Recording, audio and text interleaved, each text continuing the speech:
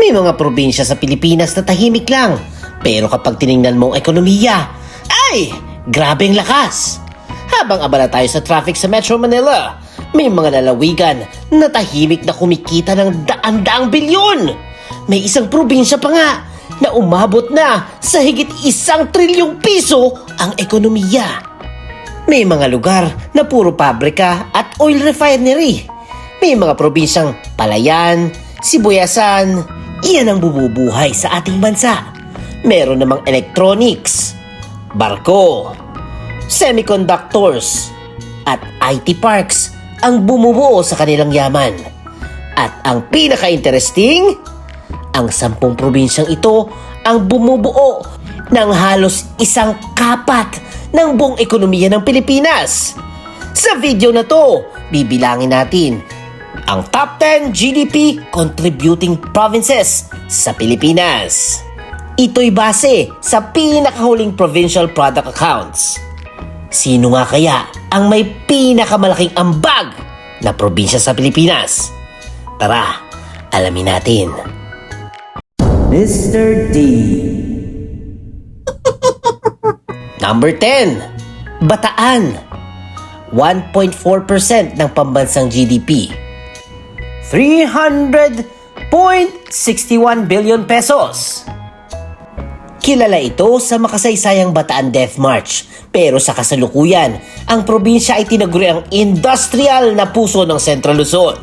Ayon sa PSA, umabot ng 300 billion ang provincial product account ng Bataan noong 2024. May paglago ng 9.3%. Pinakamabilis ito, Sir Hiyon. Hindi ito basta dako ng mga taniman. Higit sa 64% ng ekonomiya ng Bataan ay mula sa malalaking industriya tulad ng Petron Bataan Refinery, ang nag-iisang integrated oil refinery at petrochemical complex ng bansa. Narito rin ang Freeport Area of Bataan, dating Bataan Export Processing Zone, isang freeport zone na nag-o-host ng mga pabrika ng electronics, textiles, at maging mga tennis ball para sa Wimbledon. Pero hindi lang industriya. Sa agrikultura, may 44,000 hectares ang tinataniman ng palay, mais, niyog, mangga, at saging. Umiikot ang kabuhayan sa paggawa ng itlog, manok, at sari-saring isda tulad ng tilapia at bangus. Kung may gustong mag-ihaw ng tilapia, alam nyo na kung saan galing. At number 9, Nueva Ecija. 1.5% ng pambansang GDP. 331.96 billion pesos. Mula sa tabing dagat, lumipat naman tayo sa gitnang Luzon. Narito ang Rice Granary of the Philippines. Mahigit 1.5% ng pambansang GDP ang ambag ng probinsyang ito. Ang Nueva Ecija, ang pangunahing tagapagtanim ng palay at pinakamalaking tagagawa ng sibuyas sa bansa. Bukod sa palayan at sibuyas, dumadaloy din dito ang sariwang gatas. Kaya tinatawag itong Dairy Capital of the Philippines. Dahil sa mataas na produksyon ng gatas mula sa mga baka at kalabaw. Meron ding mga itik at palaisdaan, kaya kilala ang San Antonio at Santa Rosa sa kanilang mga fish ponds. At kung mahilig ka magluto, siguradong may sibuyas at bawang dito. Ang bayan ng Bongabon at Laur, ang onion capital at garlic capital ng bansa. At number 8, Rizal, na may 1.7% ng pambansang GDP. 381.03 billion pesos. Kung palaya ng Nueva Ecija, talagang palengke naman ang susunod natin. Rizal Province contributes 1.7% ng pambansang GDP. Sa loob lamang ng ilang dekada, ang mga dating bukirin ay naging masiglang lungsod dahil sa lapit sa Metro Manila. Antipolo, ang kabisera, ang sentro ng kalakalan, turismo at gobyerno. Dito mo matatagpuan ang hinulugang taktak, Antipolo Cathedral at mga makabagong pinto, Art Museum. Sa Taytay, parang Divisoria ng Rizal. Dito nagsimula ang kilalang Garments capital ng Pilipinas noong dekada 2000. Ang mga kababaihan ay nagtahi sa kanilang mga bahay. Nagbuo ng malawakang tiyangge at ngayon, milyong-milyong damit na ang binebenta sa buong bansa. Kainta naman ang kinikilala sa bibingka at BPO industry. Habang may produktong kasoy at rice cake na pinagmamalaki. Kaya kung gusto mo ng damit, bibingka, or artsy Instagram shots, alam mo na kung saan pupunta. And number 7, Pangasinan, na may 1.8% ng pambansang GDP. 391.62 billion pesos! Tara sa hilaga naman tayo. Ang Pangasinan ay galing sa salitang pang-asinan. Ibig sabihin, lugar ng paggawa ng asin. Kaya hindi nakakapagtaka na isa sila sa pinakamalaking tagagawa ng asin at isda sa Luzon. Mahigit 44% ng lupain nila ay ginagamit sa pagsasaka. Palay, niyog, mangga, talong, tubo ang pangunahing produkto nila. Nandito rin ang Sual Coal-Fired Power Plant at ang San Roque Dam na nagbibigay kuryente sa malaking bahagi ng Luzon. Para naman sa turismo, sadyang nakakamangha ang 100 Islands National Park. Ito'y makikita sa Alaminos at ang mga puting buhangin ng Bolinao at Dasol. Tuwing May, pumipila ang mga tao sa Bangus Festival sa Dagupan. Isang pistang puno ng sayawan at masasarap na bangus. At number 6, Cebu, na may 2% ng pambansang GDP. 441.14 billion pesos! Lumipad naman tayo patungong Visayas. Cebu ang nag-aambag ng 2% ng pambansang GDP. Tinatawag itong Ceboom dahil sa boom na turismo at negosyo. Sabi nga, halos 80% ng mga shipping operators at shipbuilders ng Pilipinas ay nasa Cebu.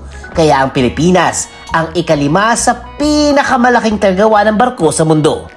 Sa Mactan Economic Processing Zone at iba pang Special Economic Zones, lumalagong exports ng furniture, gitara, tuyo at dried mangoes.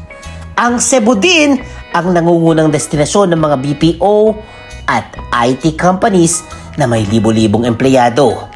Pero, bukod sa negosyo, hinahanap ng marami ang kasaysayan ng Magellan's Cross at ang ganda ng Basilica del Santo Niño. O di kaya'y ang diving at island hopping. May negosyo ka na, may bakasyon ka pa.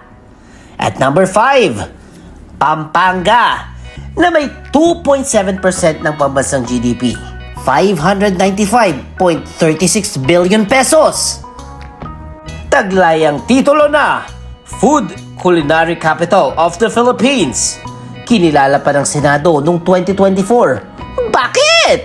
Dahil sa napakasarap na pagkain nito. Sino ba naman ang tatanggi sa tosino, longganisa at mga exotic na putahe tulad ng betute tugak at bringhe. Malakas din ang agrikultura, palay, mais, tubo at tilapia. Katunayan, tinawag itong Tilapia Capital dahil napakalaki ng produksyon nito. Sa Clark Freeport Zone, makikita ang mga hotels, resorts at aerospace industry. Dito ginanap ang Philippine International Hot Air Balloon Fiesta, habang sa San Fernando naman ay ang sikat na Giant Lantern Festival. Kung gusto mong kumain at mamangha, Pampanga is the key. At number 4, Bulacan, na may 3% ng pambansang GDP. 675.52 billion pesos. Sunod ng lalawigan malapit sa Metro Manila. Kilala sa pagiging industrial at agricultural hub sa dami ng industriya, agribusiness, aquaculture, BPO, paggawa ng semento at ceramics, electronics, pyrotechnics, at marami pang iba. Parang menu ng fiesta ang ekonomiya nila. Hindi rin nagpapaiwan ng agrikultura. Palay, mais, gulay, prutas, at mga isda tulad ng bangus at tilapia. May mga industrial estates at ICT parks dito. Kabilang ang First Bulacan Industrial City Intercity Industrial Estate at iba pa. Sa mga bayan nila, nagmumula ang dekalidad na fireworks na ginagamit tuwing bagong taon. Kaya kung gusto mo magsimula ng negosyo o mag-aatas ng paputok, Bulacan ang lugar mo. Number 3, Batangas, na may 3.1% ng pambansang GDP, 688.62 billion pesos. Kilala ito dati bilang pangalawang pinakamayamang probinsya dahil sa 25.2 billion assets nito noong nakarang mga taon. Sa agrikultura ng Batangas, tanyag ang kape ng Barako, pinya at balisong. Malaki rin ang industriya ng baka at kalabaw, sugarcane at pangingisda sa Taal Lake. Nasa Batangas ang Lima Technology Center, First Industrial Park at Light Industry and Science Park 4. Mga industrial zones na nakakapagdulot ng libu-libong trabaho. Sa Batangas City naman, makikita ang power generation, oil at gas processing at mga shipyards. Bukod dito, sikat ang Taal Volcano at Anilao sa diving spot na dinarayo ng mga turista. Sa Batangas, may kape ka na, may kutsilyo pa, bulkan at industriyang kahanga-hanga. At number 2, Cavite, na may 3.7% ng pambansang GDP, 822.15 billion pesos. Ito'y tinaguri ang Industrial and Heritage Province.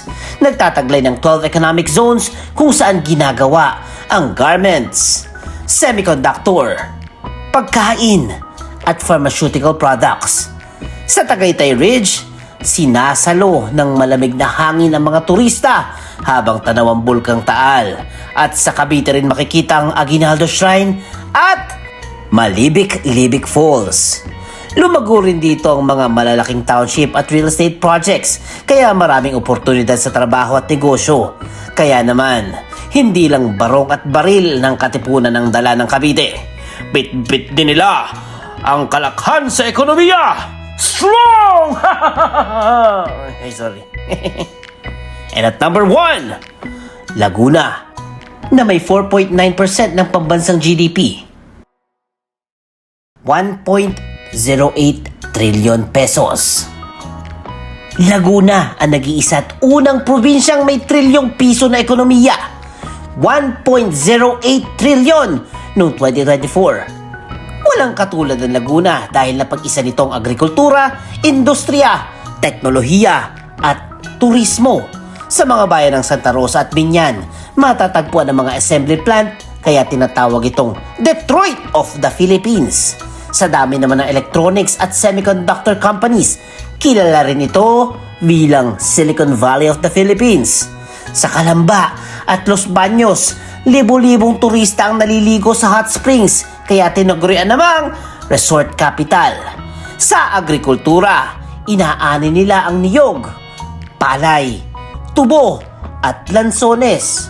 Ang mga hot springs sa Pagsanhan Falls, Mount Makiling at Caliraya Lake ay patok na destinasyon ng mga bakasyonista. Hindi na rin magtataka na narito ang maraming industrial estates at IT parks na rehistrado sa PEZA.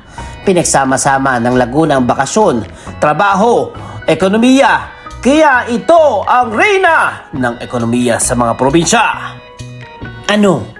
Tama ba ang hula ninyo? Kakaibang mga lakas ng mga probinsyang to. Salamat provinces kasi yumayaman ang Pilipinas. Let's all be proud to be Pinoy.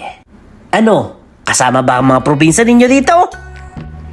At kung nagustuhan nyo ang ating episode for today, please comment. At syempre, huwag kalimutan mag-like, mag-share, mag-comment at mag-subscribe na kay Mr. D kasi masayang matuto.